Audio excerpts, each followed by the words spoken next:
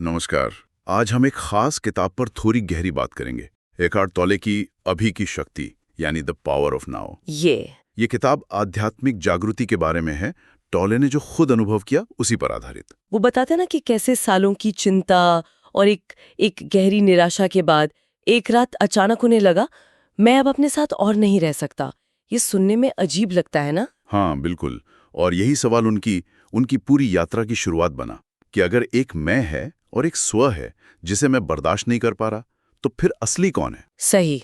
तो आज हम यही समझने की कोशिश करेंगे कि ये किताब कैसे हमें रोज की जो दिमागी कश्मकश है, ये भावनात्मक बोझ, उससे निकालकर वर्तमान में जीना सिखा सकती है। तो चलिए शुरू करते हैं। सबसे पहला और शायद सबसे बुनियादी विचार, आपका मन नहीं है। हम में से ज्यादातर लोग तो हर वक्त अपने ख्यालों में ही खोए रहते हैं, है ना? या तो पुरानी बातें याद करते हैं या फिर आगे क्या होगा उसकी चिंता। बिल्कुल। और पॉल ये कहते हैं कि आप वो सोच नहीं है, आप वो चेतना है, वो जागरूकता जो इन विचारों को देख रही है। मतलब जैसे कोई दर्शक। हाँ, बिल्कुल वैसा ही। और ये एहसास ही मतलब एक तरह से आजादी की पहली सीढ़ी है। क्योंकि जैसे ही आप सिर्फ देखना शुरू करते हैं अपने विचारों को बिना उनमें बहे, तो आपके और आपके मन के बीच वो जो लगातार शोर चलता रहता है, उसके बीच एक खाली जगह, एक शांति पैदा होती है। अच्छा। और यही है अभी में उतरने का रास्ता। और इसी से जुड़ा हुआ है वो भावनात्मक दर्द वाला मुद्दा। हाँ। टोले इसका जिक्र करते हैं। हम अक्सर पुरानी तकलीफें साथ लेकर चलते हैं। हाँ, और वो उसे दर्द शरीर या पेन बॉडी कहते हैं। ये बड़ा दिलचस्प कॉन्सेप्ट है। अच्छा। ये है क्या?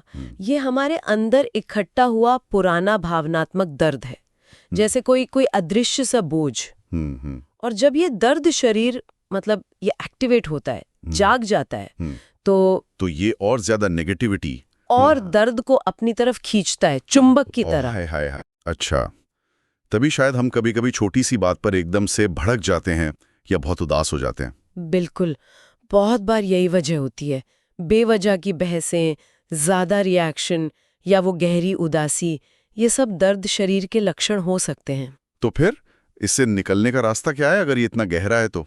रास्ता है जागरूकता। जब ये दर्द उठे, ये दर्द शरीर महसूस हो, तो उसे पूरी तरह से देखना है, महसूस करना है, बिना खुद को उसके साथ जोड़े। ये नहीं सोचना कि मैं दुखी हूं, बल्कि ये देखना कि हाँ, दुख महसूस हो रहा है। मतलब उससे अपनी पहचान नहीं जोड़नी है। एग्जैक्टली। उसे और ऊर्जा नहीं देनी, उसे बढ़ावा नहीं देना। और फिर धीरे धीरे वो घुलने लगता है, उसकी पकड़ कमजोर पड़ जाती है। ये दर्द शरीर वाली बात तो हाँ काफी जानी पहचानी सी लग रही है, जैसे कोई पुराना पैटर्न हो जो बार बार। हाँ बिल्कुल। खैर, तो ये तो हुई दर्द की बात।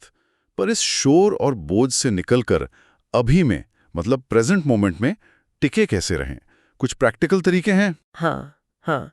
टोले ने बहुत सिंपल लेकिन बहुत असरदार तरीके बताए हैं। पहला तो है अपनी इंद्रियों का इस्तेमाल करना, अपनी सेंसेस का।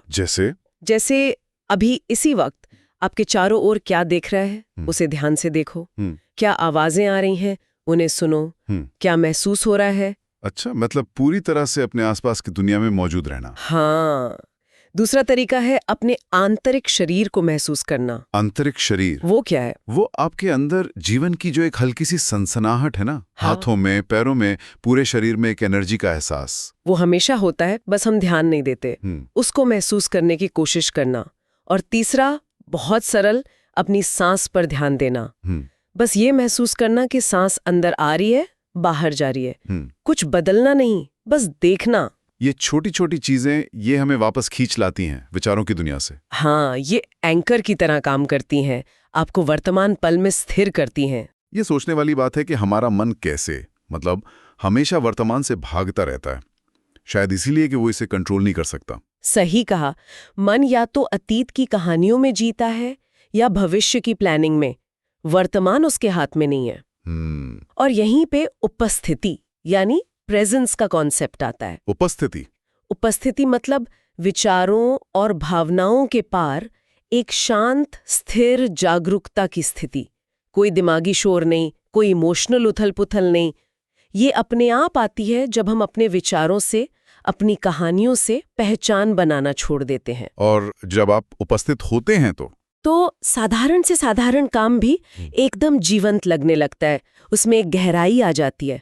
और इसी से जुड़ा है समर्पण यानी सरेंडर का आइडिया। समर्पण, ये सुनने में थोड़ा नेगेटिव लगता है, जैसे हार मान लेना। नहीं, टोले के हिसाब से इसका मतलब हार मानना बिल्कुल नहीं है। इसका मतलब है जो भी पल है, जैसा भी है, उसे बिना अंदरूनी विरोध के स्वीकार करना, लड़ना नहीं उससे। अच्छा, मतलब जो है सो है वाली फीलिंग। हाँ, एक तरह से। और इस स्वीकार से शांति मिलती है, स्पष्टता आती है, और फिर आप ज्यादा समझदारी से एक्शन ले पाते हैं, डर या गुस्से से नहीं। तो अगर हम पूरी बात को समेटें, टोले के मुख्य विचार क्या है? पहला, आप अपने विचार नहीं हैं, आप उन्हें देखने वाली चेतना है। बिल्कुल। दूसरा, असलियत सिर्फ इसी पल में है, अभी में। हाँ। तीसरा, हमारा ज्यादातर दुख इस पल को स्वीकार न करने से, उसका विरोध करने से आता है। सही, वो दर्द शरीर वाली बात। हाँ, और अहंकार जो है वो पुरानी कहानियों और भविष्य की कल्पनाओं से ही जिंदा रहता है। और अगर हम वर्तमान में टिकते हैं, उपस्थित रहते हैं, तो डर, चिंता, दर्द शरीर, ये सब धीरे धीरे कमजोर पड़ जाते हैं। बिल्कुल। और जो है उसे स्वीकार करने से, समर्पण करने से शांति और स्पष्टता मिलती है। लेकिन ये सब सोचने पर एक गहरा सवाल भी मन में आता है ना, कि अगर हमारा असली रूप वो विचारों से परे वाली शुद्ध चेतना है, हाँ, तो जब हम पूरी तरह से अभी में जीना सीख जाते हैं, तो हमारी जो अपनी पहचान है, पर्सनल आइडेंटिटी, हमारा इतिहास, भविष्य के हमारे सपने, लक्ष्य, उन सब का क्या होता है? ये तो सोचने वाली बात है। क्या वो सब मिट जाते हैं? और प्रैक्टिकली रोज की जिंदगी में लोगों से बात करते हुए, फैसले लेते हुए, ये उपस्थिति असल में क्या बदलाव ला सकती है? कैसे बदलती है ये सब? हाँ, इस पर सोचना वाकई दिलचस्प होगा कि ये जो गहरी शांति की बात है, ये हमारे जीवन के हर पहलू को कैसे छू सकती है।